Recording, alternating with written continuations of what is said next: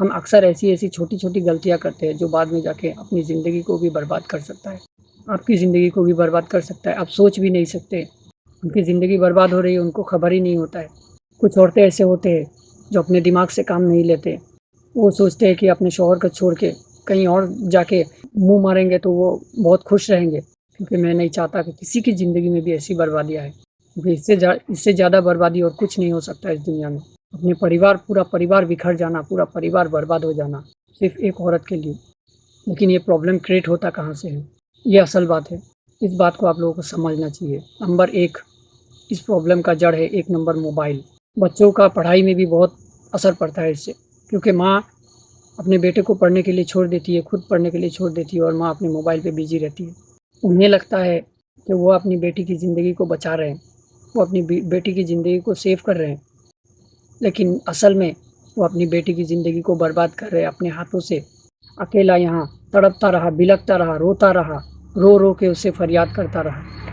रो-रो के अपनी बीवी से फरियाद करता रहा तो कि अपने घर चले आओ, घर चले आओ। आज मैं आप लोगों के सामने एक ऐसी सच्ची घटना शेयर करना चाहता हूँ, जो मेरा एक दोस्त है, लगभग मेरा दोस्त का ज़िंदगी बर्बाद ही हो चुका है। मैंने अपने दोस्त से इजाज़त ली है कि ये बातें आप लोगों से शेयर करूँ। मेरे दोस्त ने इजाज़त दी है, बस एक ही बात उसने मना की है कि उसका नाम ना लूँ। मैं आप लोगों से ये बात इसलिए शेयर कर रहा हूँ कि मैं नहीं चाहता कि किसी और की ज़िंदगी में ऐसी बर्बादी आए।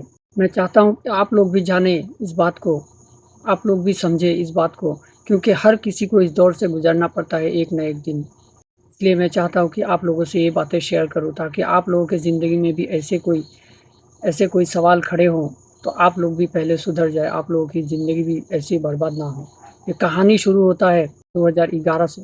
2011 में मेरे दोस्त ने शादी की थी और 2025 आते-आते 3 बेटी पैदा हुई। 2020 में जब लॉकडाउन पड़ा, लॉकडाउन से लेके 2020 से लेके 2023 तक मेरा दोस्त का बिज़नेस में बहुत भारी मार पड़ा।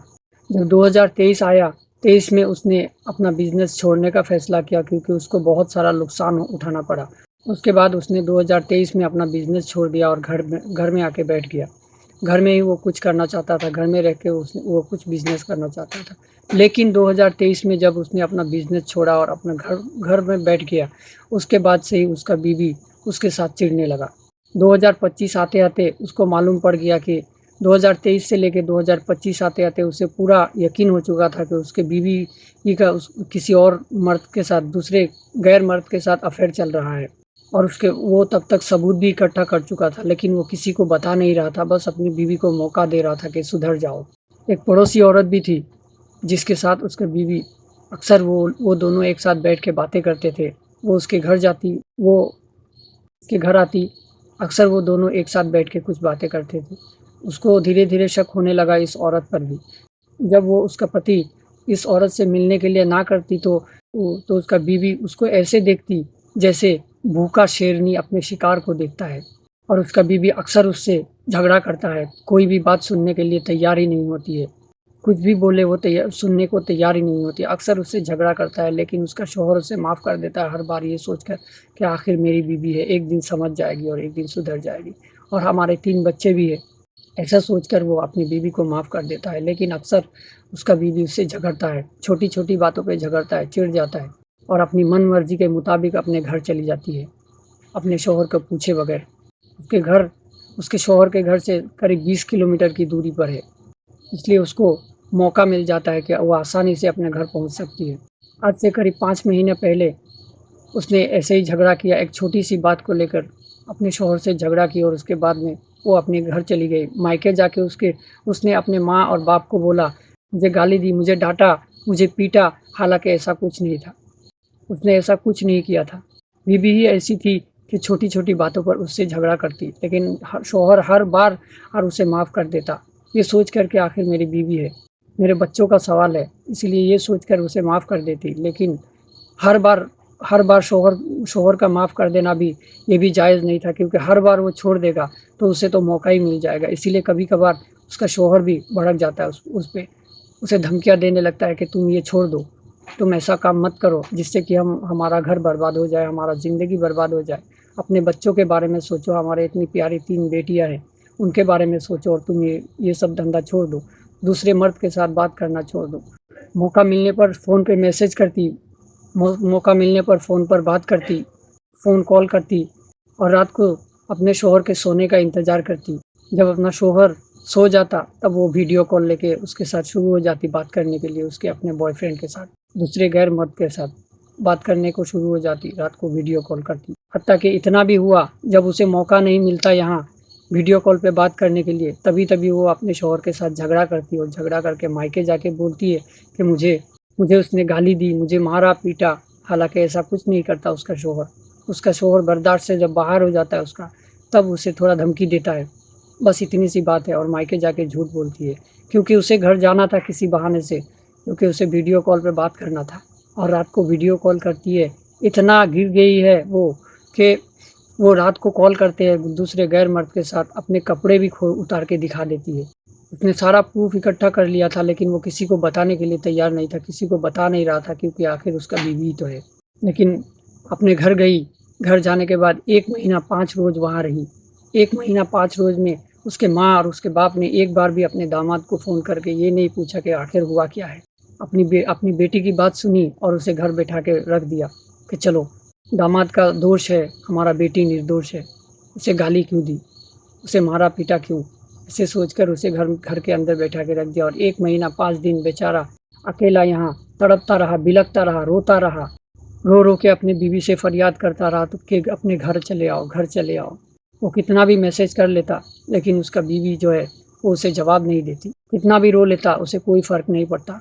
और उस औरत की माँ बाप भी ऐसी है कि उसे एक बार भी अपने दामाद से ये पूछने का वो लोग ज़रूरी नहीं समझते कि आखिर हुआ क्या है बात।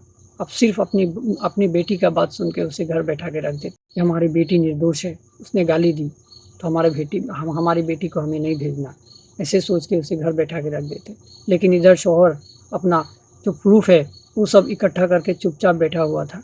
फिर 1 महीना 5 रोज़ गुजरता है, दोनों तरफ से 10-15 लोग बैठते हैं। उसकी बीवी की तरफ से भी 4-5 लोग और उसके शौहर की तरफ से भी 4-5 लोग, ऐसे मिलाकर 10-12 या 15 लोग इकट्ठा बैठते हैं। उसकी बीवी के घर में जाते हैं। फिर उनके बीच बात होता है तो बीवी अपना भड़ास पूरा निकालती है। उसे जो भी बोलना है वो झूठ सच सब मिला के अपने शौहर को दोषी ठहराने की कोशिश करती है, लेकिन अपना शौहर चुपचाप बैठे सुनता रहता है। फिर जब अंत होता है, अंत में वो सारा प्रूफ निकाल के सबके सामने दिखाने के लिए मजबूर हो जाता है। वो चुपचाप बैठा रहता है क्योंकि वो सुनता रहता है। उसे ये मौका नहीं मिला कि वो अपने प्रूफ को छुपा के रखे अपनी बीवी के खिलाफ। 10-12 लोगों के सामने अपनी बीवी का ये नंगा नाच ना दिखाए, लेकिन वो चुपचाप बैठता रहा। उसकी बीवी ऐसी थी, उसने ये मौका ही नहीं दिया। वो मजबूर होके 10-12 लोगों के सामने उसका सारा कॉल रिकॉर्ड सब कुछ दिखाया। फिर वो लोग चुप हो गए, लेकिन उससे पहले उसकी माँ बाप उस पर भड़क गए थे कि तुम ऐसा करते हो, तुम बुरे हो, तुम ऐसा हो ऐसा हो। लेकिन आखिर गलती किसकी है एक बार भी उससे पहले नहीं पूछा गया। आखिर उसका शौहर कब तक बर्दाश्त करे। अंत में जाके उसको दिखाना ही था, सारा प्रूफ दिखा दिया तो वो लोग चुप हो गए और चुपचाप उसे अपने शौहर के साथ फिर भेज दिए। लेकिन उस औरत को उसके माँ बाप के द्वारा कुछ नहीं बोला गया, कुछ भी नहीं बोले। वो लोग सिर्फ अपने शौहर के साथ घर भेज दिए कि जाओ तुम अपने शौहर के साथ, क्योंकि गलती तुम्हारी है, तुम हार गए, तुम नहीं जीत पाए। लेकिन वो जो कर रही थी उसके बारे में उसे कुछ नहीं बोला उसके माँ बाप ने। फिर वो आई, 1 हफ्ता चुप रही, सब ठीक ठाक चल रहा, 1 हफ्ता 10 दिन सब ठीक रहा। उसके बाद से वो औरत फिर से शुरू हो गई। जब उसे वीडियो कॉल करने का मौका नहीं मिलता फिर से झगड़ा करती, फिर अपनी मर्ज़ी से अपने मायके चली जाती। फिर उसके माँ बाप उसे कुछ नहीं बोलते और वो वहाँ आराम से बैठी मस्ती कर रही होती है, वीडियो कॉल करती है, पूरे दिन रात फ़ोन पे लगी रहती है। रात को वीडियो कॉल करती है और अपने कपड़े तक उतार के अपने बॉयफ्रेंड को दूसरे गैर मर्द को दिखा देती है। लेकिन अब बेचारा उसका शौहर करे तो क्या करे। मैं आप लोगों को इसलिए बता रहा हूँ, मैं अपने दोस्त का नाम नहीं ले रहा क्योंकि उसका इजाज़त नहीं है, और वो अगर इजाज़त भी देता तब भी मैं उसका नाम नहीं बताता, उस औरत का भी नाम नहीं बताता, मैं अपने दोस्त का भी नाम नहीं बताता। लेकिन मैं आप लोगों को इसलिए बता रहा हूँ क्योंकि ये प्रॉब्लम शुरू कहाँ से हुई, इसका जड़ कहाँ है, मैं ये सब बातें समझाने के लिए ये आपको मैं अंत में क्लियर करूँगा। 3 बच्चों की ज़िंदगी के बारे में भी वो औरत नहीं सोचती तो वो कितना गिर गई है। अपने शौहर के बारे में नहीं सोचती, जिस शौहर के साथ 15-16 साल गुजारे, जिस शौहर ने दिन रात एक किया उसे खिलाने पिलाने, उसकी हर ख्वाहिश को पूरी करने के लिए। और मैं आप लोगों से इसलिए बता रहा हूँ क्योंकि आप लोगों की ज़िंदगी में भी ऐसी घटनाएँ हो सकती हैं। हम अक्सर ऐसी-ऐसी छोटी-छोटी गलतियाँ करते हैं जो बाद में जाके अपनी ज़िंदगी को भी बर्बाद कर सकता है। आपकी ज़िंदगी को भी बर्बाद कर सकता है। आप सोच भी नहीं सकते जहाँ से ये प्रॉब्लम का शुरुआत होगा, ये आप सोच भी नहीं सकते। आप सोचेंगे कि यहाँ इससे कुछ नहीं होगा। और अभी रिसेंटली 2 हफ्ता पहले उसका बीवी फिर से उसके साथ झगड़ा करके चली गई क्योंकि वो रंगे हाथों पकड़ी गई। वो मैसेज कर रही थी, एक भी नहीं 2-2 बॉयफ्रेंड के साथ एक साथ। एक बार इसे मैसेज करती, एक बार उसे मैसेज करती और उस मैसेज में ये सब मेंशन था कि मेरे घर वाले सोए नहीं, इसलिए मैं रात भर जागा रहा, तुम्हें कॉल ना कर सका। उस मैसेज में लिखा हुआ है। फिर सुबह जब उसके शौहर ने उसे रंगे हाथ पकड़ा तो वो पूरा मैसेज पढ़ा। शौहर को सब समझ में आ गया। फिर आखिर वो शौहर कि कब तक चुप रहता। वो भड़क गया अपनी बीवी पे कि तुम ऐसा क्यों कर रही हो? अपनी बेटियों की ज़िंदगी बर्बाद कर रही हो, मेरा ज़िंदगी बर्बाद कर रहे हो, तुम खुद का भी ज़िंदगी बर्बाद कर रहे हो। सिर्फ तुम्हारा ज़िंदगी बर्बाद नहीं हो रहा इससे और 4-5 लोगों की ज़िंदगी बर्बाद हो रहा है। तुम ऐसा क्यों कर रही हो? उसका शौहर उसे धमकी लगाती है। अगले दिन सुबह शौहर सो रहा होता है और वो बीवी उठ के अपनी बड़ी बेटी और छोटी बेटी बीच वाली को छोड़ के दोनों को लेके भाग जाती है फिर से मायके। मायके जाके फिर से वही बात कि उसने मुझे डाँटा और मारा। उसकी मायके से अभी तक उसके दामाद को एक बार भी नहीं पूछा गया कि आखिर माजरा क्या है, क्योंकि उन लोगों को प्रूफ़ पहले मिल चुका है कि उनकी बेटी का गलती है। उनकी बेटी का पराये मर्द के साथ टच है, वो पराये मर्द के साथ लिंक में है, उनको ये मालूम है। फिर भी उन्होंने अपने दामाद को एक बार भी फ़ोन करके नहीं पूछा कि आखिर बात क्या है, तुमने उसे धमकी क्यों दी या हुआ क्या है, असल बात हमें बताओ। दोनों को एक साथ बिठाते, लेकिन नहीं बिठाया। किसी से भी पूछा नहीं, सिर्फ अपनी बेटी की बात सुन के उसे अभी तक बैठाया हुआ है। अभी जो रिसेंट में आज ये वीडियो बना रहा हूँ, अब भी उसका बीवी अपने मायके में और वो बेचारा अकेला अपनी दूसरी बेटी के साथ बेचारा अकेला घर में रो रहा है। वो बाप जो अपनी 3 बेटियों को छोड़ के 2 रोज़ कहीं नहीं रह पाता। एक बार इलाज के लिए गया था वो, किसी दूसरे स्टेट में जाना पड़ा उसे। 1 रोज़ उसे डॉक्टर ने रहने को बोला, वो बोला नहीं, मैं अपनी बीवी बच्चों को छोड़ के नहीं रह सकता यहाँ। वो खुद का इलाज नहीं कराया, चला आया। 1 रोज़ सिर्फ डॉक्टर ने बोला था उसे रुकने के लिए, लेकिन वो नहीं रुक पाया। वो चला आया वहाँ से। और वही बाप आज अपनी 2 बेटी और बीवी को छोड़ के वो अकेले घर में पड़ा हुआ है और उसकी बीवी अपने मायके जाके मस्ती कर रही है। रात को वीडियो कॉल करती, दिन में फ़ोन करती, मैसेज करती, दिन में भी उसको मौका मिल जाता है क्योंकि उसके 3 बहन हैं, जो तीनों बहन की शादी हो चुकी है, घर में और कोई नहीं रहता। घर में सिर्फ उसके माँ और बाप रहते हैं। उसको पूरा मौका मिल जाता है वहाँ जाने पर, इसीलिए वो अक्सर अपने शौहर के साथ झगड़ा करती है और अपने मायके चली जाती है क्योंकि उसको वहाँ पे मौका पूरा का पूरा मौका मिलता है और उसके माँ-बाप भी उसे कुछ नहीं बोलते। दोस्तों, मैं एक बार फिर से आप लोगों को बता रहा हूँ, ये कहानी एक सच्ची कहानी है जो अभी चल रहा है और इस दौर से आपको भी गुज़रना है, इसीलिए सावधान हो जाइए क्योंकि मैं नहीं चाहता कि किसी की ज़िंदगी में भी ऐसी बर्बादी आए, क्योंकि इससे ज़्यादा बर्बादी और कुछ नहीं हो सकता इस दुनिया में। अपने पूरा परिवार बिखर जाना, पूरा परिवार बर्बाद हो जाना, सिर्फ़ एक औरत के लिए। मैंने ऐसे औरत भी देखे जो अपने शौहर के साथ, अगर अपना शौहर को कुछ भी थोड़ा-सा जुकाम भी हो जाए तो उसके साथ वो मर मिटने को तैयार हो जाती है। अगर शौहर मर जाए तो उसके साथ मरने के तैयार हो जाती है। ऐसी बीवियाँ भी मैंने अपनी ज़िंदगी में देखा है। लेकिन ऐसी बीवी भी देखा है, दूसरे मर्द के लिए अपने शौहर को भूल जाती है। अपने शौहर को बुरा-भला कुछ कहने से डरती नहीं है। लेकिन ये प्रॉब्लम क्रिएट होता कहाँ से है? ये असल बात है। इस बात को आप लोगों को समझना चाहिए। नंबर 1, इस प्रॉब्लम का जड़ है 1 नंबर मोबाइल। ये बहुत अच्छी चीज़ है, जो इसे समझा, जो इसे अच्छी काम में इस्तेमाल किया। अगर किसी ने एक बार गलती से भी इसको बुरे काम में लगा दिया, तो उसकी ज़िंदगी मानो यहीं से बर्बादी का शुरू हो गया उसका ज़िंदगी। एक मोबाइल में हर रोज़ आप कितना कुछ देखते रहते हैं, कितना एडवर्टाइज़मेंट आते रहता है। उस एडवर्टाइज़मेंट में कितनी तरह-तरह की ऐप का एडवर्टाइज़मेंट आते रहता है, अच्छे बुरे सब। अगर एक बार गलती से भी कोई बुरा अगर ऐप आपके बीवी के मोबाइल पे डल गया, इंस्टॉल हो गया, तो समझो शुरू बर्बादी का। और उस ऐप का लत लग गई, उसका बीवी के साथ भी ऐसे ही हुआ क्योंकि उसके बीवी के मोबाइल पे ऐसी-ऐसी ऐप इंस्टॉल थे, जो रात को नंगा नाच नाचते हैं, दूसरे मर्द के साथ बात करते हैं, कपड़े उतार के दिखाते हैं। ऐसे ऐप उसके बीवी के भी मोबाइल पे इंस्टॉल किया हुआ मिला है। बाद में उसने उड़ा दिया है, अनइंस्टॉल कर दिया है, लेकिन उस शौहर को सब कुछ पता था। वो सब कुछ जानता है, सब कुछ देख रहा है, लेकिन वो दूसरा किसी को नहीं बता रहा था क्योंकि उसके घर का सवाल था, उसका इज़्ज़त का सवाल था। आखिर में इतना दिन वो भी मुझे नहीं बताया था, क्योंकि उसका घर का अंदर का मामला था ये। अभी भी उसका जो बीवी है वो अपने मायके में है, वहाँ जाके वो मौज कर रही है और बेचारा यहाँ पे घर पे अकेला पड़ा हुआ है। एक नंबर गलती, मोबाइल का इस्तेमाल बहुत सावधानी से करें। इससे एक तो आपकी ज़िंदगी भी बर्बाद हो सकती है, दूसरी बच्चों का पढ़ाई में भी बहुत असर पड़ता है इससे, क्योंकि माँ अपने बेटे को पढ़ने के लिए छोड़ देती है, खुद पढ़ने के लिए छोड़ देती है और माँ अपने मोबाइल पे बिजी रहती है। इंस्टाग्राम, व्हाट्सएप, फेसबुक और न जाने क्या-क्या ऐप्स हैं। बहुत सारे ऐप्स हैं। आजकल ऐप्स का तो कोई कमी नहीं है। हज़ारों लाखों ऐप्स पड़े हुए हैं। कुछ अच्छे, कुछ बुरे। लगे रहते हैं अपने मोबाइल पे और बच्चों का पढ़ाई बर्बाद। उनकी ज़िंदगी बर्बाद हो रही है, उनको खबर ही नहीं होता है। गलती नंबर 2, उस औरत की माँ और बाप, उन्हें लगता है कि वो अपनी बेटी की ज़िंदगी को बचा रहे हैं। वो अपनी बेटी की ज़िंदगी को सेव कर रहे हैं। वो अपनी बेटी का बात सुन रहे हैं, दामाद का बात नहीं सुन रहे। उन्हें लगता है कि वो अपनी बेटी के फ़ेवर में है, लेकिन असल में वो अपनी बेटी की ज़िंदगी को बर्बाद कर रहे हैं अपने हाथों से, क्योंकि सच्चाई जानकर भी वो लोग चुप है। इससे ज़िंदगी किसकी बर्बाद हो रही है? सबसे पहले तो उसकी बेटी की ज़िंदगी बर्बाद हो रही है, और फिर अपने दामाद का, और फिर जो 3 बच्चियाँ हैं उनकी। अगर वो एक बार भी अपने दामाद से पूछते कि असल में माजरा क्या है, दोनों को सामने बिठाते, आमने-सामने बिठाते, दोनों को पूछताछ करते, जिसकी गलती है उसको धमकी लगाते। उसे बोलते हैं कि तुम ऐसा काम मत करो। वो अपनी बेटी को कुछ नहीं बोलते हैं, इससे उसे मदद मिलता है। वो सोचती है कि चलो मेरा सपोर्ट में तो कोई है, अब मैं जो मर्ज़ी चाहे करूँ। मेरे सपोर्ट में मेरे माँ और पिता है, मेरे माँ-बाप मेरे सपोर्ट में हैं और दुनिया की क्या मुझे परवाह है, मेरे माँ-बाप मेरे साथ खड़े हैं। लेकिन उस शौहर की क्या गलती थी? कुछ गलती नहीं था। गलती इतना ही है कि लॉकडाउन ने उसकी बिज़नेस को बर्बाद कर दिया, फिर आके वो घर बैठ गया। क्या पता उससे पहले से ही उसका कुछ धंधा चल रहा हो किसी के साथ वो फ़ोन पर टच में रहती हो उससे पहले भी।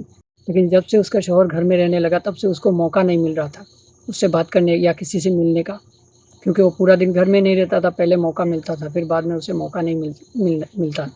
इसीलिए वो अपने शौहर से चिढ़ जाती, हर बात पे उसके साथ झगड़ा करती और बातों-बातों में वो घर चली जाती। पहले तो इतना नहीं जाया करती थी, लेकिन जब से उसका शौहर घर में बैठ गया, तब से वो ज़्यादा जाने लगी है घर, उसके शौहर के साथ झगड़ा करके।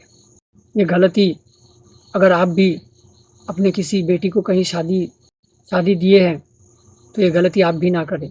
सिर्फ़ अपनी बेटी की बात ना सुनें, और आप अगर किसी का शौहर है, तो आप भी इन सब बातों से सावधान रहिए, क्योंकि एक छोटी-सी गलती आपकी ज़िंदगी को बर्बाद कर सकता है। हर कोई ऐसा नहीं होता है, लेकिन हमारे समाज में बुरे भी होते हैं, अच्छे भी होते हैं। मैंने बहुत सोच समझ कर ये वीडियो बनाया है। मैं ये वीडियो हरगिज़ नहीं बनाता।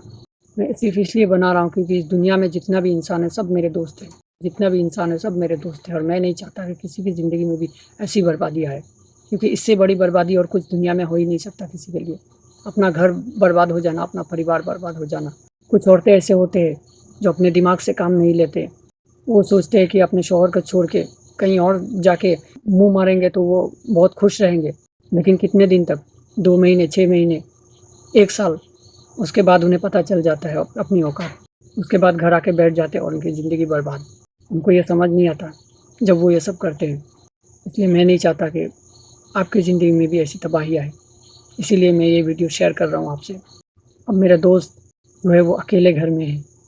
वही शौहर, वही बाप आज घर में अकेले बैठा हुआ है, रो-रो के बेचारा। बीवी को कॉल करता है तो बीवी रिसीव नहीं करती, मैसेज करता है तो कोई रिप्लाई नहीं आता है, और लोगों को बोलती फिरती है कि मेरे शौहर ने मुझे गाली दी, पीटा, मैं इसलिए चला आया। जो भी पैसे थे उसके घर में वो सब लेके चली जाती, जो भी उसका डॉक्यूमेंट्स घर में रखा था सब लेके चली जाती। गलती नंबर 3, अगर आपके पड़ोसी में भी किसी में अगर आपको शक हो, तो आप उससे भी सावधान रहिए, क्योंकि हर पड़ोसी अच्छा नहीं होता और हर पड़ोसी बुरा भी नहीं होता। पड़ोसी से अच्छा कोई नहीं होता। अगर बुरा पड़ोसी मिल जाए ना, तो आपकी ज़िंदगी का तबाही वहीं से शुरू हो जाएगी, याद रखिएगा। इसलिए बुरा पड़ोसी से भी सावधान रहिएगा। मेरे दोस्त की बीवी के साथ भी ऐसे ही हुआ है। मेरे दोस्त की बीवी को भी बहुत बुरा पड़ोसी मिल गया था, जिसने उसे भड़काया, और जिस पड़ोसी से उसे ये सब आइडिया मिला है ना, वो औरत भी ऐसी ही है। 2 मर्द के साथ शादी कर चुकी है अब तक, तीसरे के साथ जाने के लिए तैयार था, लेकिन वो भी पकड़ी गई। उसका शौहर जो है, उसने संभाल लिया उसे, लेकिन अब भी वो ऐसे ही करती रहती है, और वही लत इसी को भी लगा दिया। इसीलिए बुरा पड़ोसी से भी सावधान रहिएगा। हर कोई बुरा नहीं होता और हर कोई भला भी नहीं होता, ये याद रखिएगा। क्योंकि आपकी ज़िंदगी का हर फैसला लेने के लिए आपको हक है, आपकी ज़िंदगी को बचाने के लिए। आप लोग अगर मेरे दोस्त को कोई सलाह देना चाहेंगे तो आप लोग ज़रूर मेरे दोस्त को कोई सलाह दीजिएगा। जय हिंद।